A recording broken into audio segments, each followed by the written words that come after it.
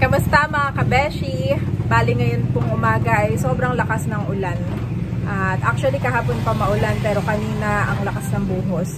At kanina ring umaga ay hindi makalakad si Daddy dahil inaatake siya ng kanyang gout. Bali dun sa bandang paanan niya ay sobrang sakit at saka maga. Kaya ngayon ay nakahiga lang siya at hindi nakakalakad. Ang pakaramdam niya daw ay parang mapuputol at parang nilalagari sa sakit. At bale kanina pinakain ko na siya, pinainom ko na maraming tubig, tapos ngayon ay pinainom ko na rin ng tablet, Eterocoxib. Yun ay pampa-reduce ng pain saka ng swelling. So ngayon naman ay pupunta ako dito sa herbal shop malapit dito sa tindahan ni Nanay para ibili ko siya ng ginger tea.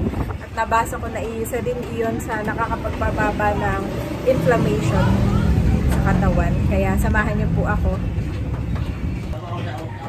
Bale si Daddy po ay hindi makalakad kaya hindi namin siya madala ngayon sa doktor at nahihirapan siyang ituon yung kanyang paa dun sa semento. At kaya siya paika-ika din pag pupunta ng toilet. Kaya siguro ay bibigyan ko na lang siya ng ibang siguro mga maiinom. Nabasa ko yung ginger tea, may cherry tea din, at saka maraming tubig para maiihi niya yung mga toxin sa katawan ni Daddy. Ayan mga kabeshi, ako po ay naglalakad lang kasi malapit lang ito dito kay Daddy. Ng bahay nila Nanay ay dito yung tindahan. Ang daming truck ngayon mga kabeshi. Panay ang pito ng mga truck.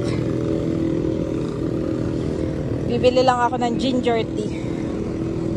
Butit mayroon ditong malapit na herbal shop. Pansamantala muna habang si Daddy hindi pa makapagpa-check up at masakit na masakit ang paa. Ako'y naaawa po.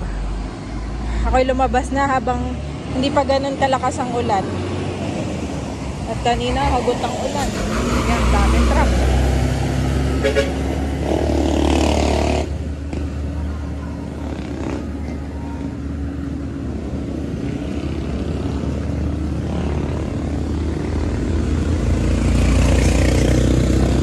At mamaya naman pabalik. Pagkatapos kong bumili ng ginger tea ay ibibili ko rin si Daddy ng orange. Nabasa ko na mainam din iyong kainin, mga prutas.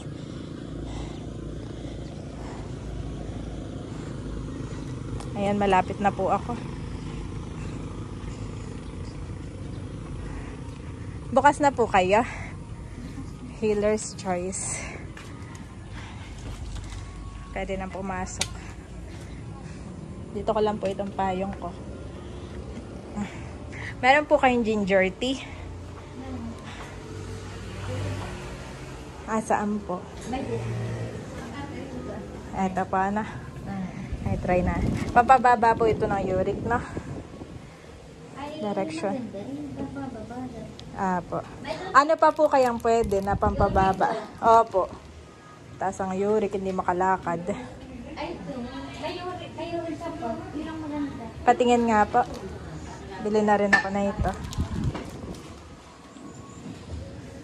Alin po iyon? Dito ako dati bumibili ng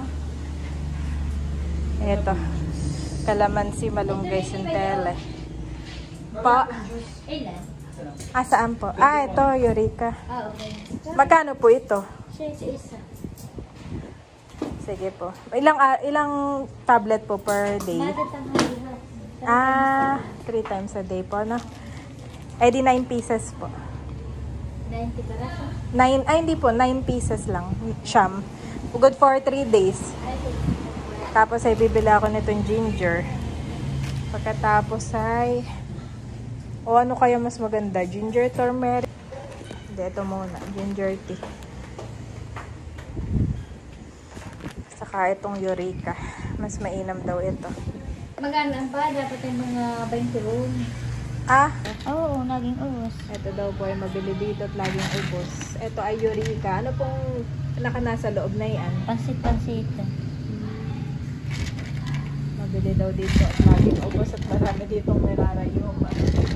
15 peraso nini. Apo. 15 peraso para 5 araw, han eh. At ako'y saka itong ginger tea. Para ito na lang kakapi-kapihan niya pag umaga. Ay, nado po mayroon sa Infanta. Ay, nado po sa atay. So, 200 po lahat, ano? 95 plus 105.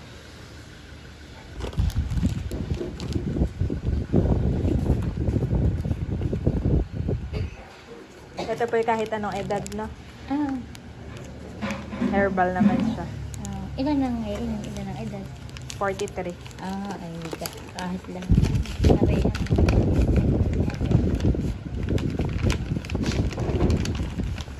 Isang buti po, Mayor. Ayan mga kabeshi, ako po ay pauwi na. Nakabili na po ako nitong Eureka, saka yung ginger tea, pang kape-kape ni Daddy, at saka itong centella juice. Yan. Pabalik na po ako sa bahay. Si Bobby at saka si Andres ay napaliguan ko na. Ayun po, silang dalawa ay nakay mama muna. Si mama muna nag-aalaga habang ako ay busy. Nagbukas na rin po ako ng tindahan at mamaya naman ay dun kami tatao ni Andres sa tindahan. At dumaan ako dito sa prutasan. Bibili na rin ako nitong orange. Ayan mga kabeshi, bale ito na lang binili ko. 90 pesos. Check ko lang. 90 pesos ang isang bag. Pauwi na ako. Ayan mga kabeshi, dito si Mama, si Andres, si Bobby. O palagi masaya si Bobby. At ay, binilang din kita ng orange. Share kayo ng Daddy, ha? Kakain din po yan. At eto si Daddy, bigla na lang hindi na makalakad. Ano nangyayari sa'yo? Eto ay juice. Nasa baba. Ha? Oo. Ano kaya nakain mo? Ba't hindi ka na makalakad? Ito yung masakit Ha? Kamuting kahoy. Hindi nakakaano. Oo. Nung nagkakamping tayo, nararamdaman ko na siya eh. Nung nagka-camping. Medyo may kirot na. Ay, kayo magtubig na magtubig. Dinalang ka din kita ng isang ano. Parang 2 liters yata yung dinala ko, ha? Ayun. Oo. Ay, mayroong sabi yung herbal. Ito daw mabenta sa kanila. Ito yung nakita kong laging iniinom din ni tatay. Ito inumin mo daw 3 times a day. For 5 days ang binili ko. Ito na may herbal, Daddy. Ano kaya yan? Pansit-pansitan. Ang laman. Madaming nabili na ito. Pila doon. Ang init ng buong ano po ito. Mainit. Umepek naman yung ano mo. Yung binili ko sa'yo. Yung binigay kong tablet kanina. Umepekto. Medyo nabawasan. Yung sakit. O Daddy, inom ka rin nito Ito, ma'am. 3 times a day iyan. Grabe.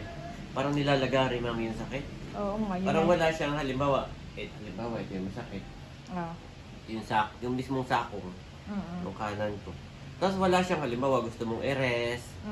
Naka-rest yung paa mo para... Yun wala, kahit sa ang anggulo, ang sakit. Wala siyang rest na position. Grabe. Kawawa naman po si Daddy. Ay, ilang atake mo na yan? Pang ilan na yan? Pangatlo na to. Di ba nung nasa Tagaytay tayo? Pero hindi ka ganyan, ano? Parang ikay magdamag ay dadaing-daing. Hindi nga na ako. Wala. Ngayon ay medyo nagagalaw ko na ito. Nagagalaw. Oo, kanina po hinawakan ko. Sabi ko hindi ko na maramdaman yung paa ko, mami. Sobrang tigas nga, actually. Kanina Hinawakan ko, Daddy. Sabi ko, napakatigas. First time kong ma-encounter na... Oo.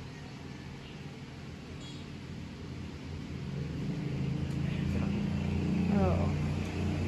Centella malunggay iyan. Ito na may mga herbal lang na andoon. Ay, uminom ka na rin yan. Oo. 3 times a day iyan, Daddy. Uminom ka na. Sabi ni ate ay, hindi na nakakalakad. Second, ba't niyo po alam, hindi na nga po. Ay, Hindi pwedeng pang isang araw mo lang ang bilhin mo. Dapat iyan yung mga at least 21 pieces pag hindi nakakalakad. Kahit nakaganito ako kanina, ang sakit pa rin. Wala namang ginagawa, nakaganyan lang. Wala siyang pwede mong i-rest. Kaya kailangan mong uminom, mag-hydrate ay dahil para maiihi mo yung mga calcium na nagbi-build up sa iyong bones. Mainam sa iyo yung mga cherry juice, ang orange, mainam din sa iyo yung daddy, tawag dito, yung milk. Mamaya ititimpla kitang milk. Yung ginger naman ay pampaano lang, bawas ng inflammation. Baka sobrang taas ng uric mo. Hindi natin alam kasi kung anong uric acid level mo baka sobrang taas. Ay, magkain ka nito dito at ikaw dito lang, hindi ka makakababa. Pahingila ako ng isa. Bigay mo na kay Ayi. Ay, bibigyan ko lang si Ayi ng isa. At sa'yo na yung iba dito. Dito mo na lang itatambay. Ito yung gunting. Diyan na lang ngayon. Si Ayi na may kahit isa lang muna.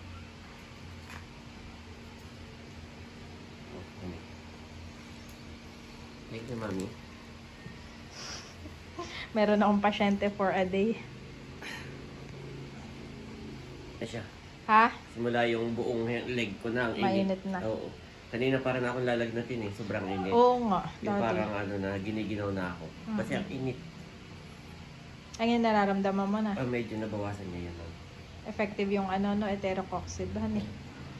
Yun ay galing kay tatay man din. Ayun. Sabi ni tatay isang tablet lang daw. At si tatay may rheuma, di ba ga? Ikaw na may sabi ko yung magpa-check up. Ay, hindi mo naman kaya maglakad. Ito nga lang po sa toilet kanina. Hirap na. Gapang ako. Aba, hindi rin kita kaya. At saka malayo dito ang pagpapacheck upan. Kaya lang muna. Self-medicate muna tayo. Ayan na may mga herbal lamang muna. At saka drink plenty of water. At saka yung fiber. Grabe pala ang uric. Ha? Grabe ang uric. Wala kasi parang nilalagari yung paa mo. Grabe, no? Ayan mga kabeshi, ako po ngayon ay nandito sa tindahan. Kasama ko si Andres at si Bobby namin. Hi! Napakadaldal ni Bobby. Maya-maya itong dalawang ito ay matutulog na. Si Mama Sonia lang ay may mga gagawin pa. Yes! Kanina po, umaga, hindi masakit masama ang pakaramdam ni Daddy. Aba, behave lang tong dalawa. Hinahayaan lang si Daddy na matulog. Malakas ng motor. Salamat at medyo tumila ng ulan. Thank you, Lord. At ako'y patuloy pa rin ang pagtitinda. At patuloy pa rin ang pagbukas ng kabeshi. Thank you, Lord. At magre-repack pa ng mga Sanrio para matapos na ng Mami. Bobby. Salamat nga po pala sa inyong patuloy na panonood. Thank you, Lord, at meron na akong monetize na ang aking channel. Salamat po. Yun po ay para kay Andres at saka kay Thomas. At malaking tulong po iyon para po sa kanilang kinabukasan. Pambili ng pampers, ng gatas. Salamat po. Amen. God bless you all. Ayan mga kabeshi, tanghalian na, nandito po si Ate Nels ngayon at siya ay nag-prepare nitong pritong pakoy. Maraming salamat. At yung isa ay matambaka na niluto pa ni Eric kanina. Kain na po tayo. Nandito rin si Nanay, si Becca. Baat, magkamayo. Masarap ito yung Gawa ng isda ang ulam, may kailangan himayin. Oh yes, opo. Para hindi tayo matinig. At si Daddy ngayon ay nasa taas at nagpapagaling. Dahil... Ay, kumain na yun. Opo, kumain na po sila. Pati sina Andres at Thomas kumain na din. Salamat, ate! Welcome. Ayan mga kabeshi, ako po ay kakain na nitong pakoy. Actually, ito yung aking inantay. Ang pakoy. Medyo na-miss ko talaga ito. At lalagyan lang natin ng kamatis. Masarap. Kainin na si Lily. Kain na tayo. Kakain na rin si Ate Nels. Kain na po tayo. Ikaw masarap ako. Ay, oo. Pampababa ng blood pressure. Kailangan kino-consider ng mga kinakain ngayon.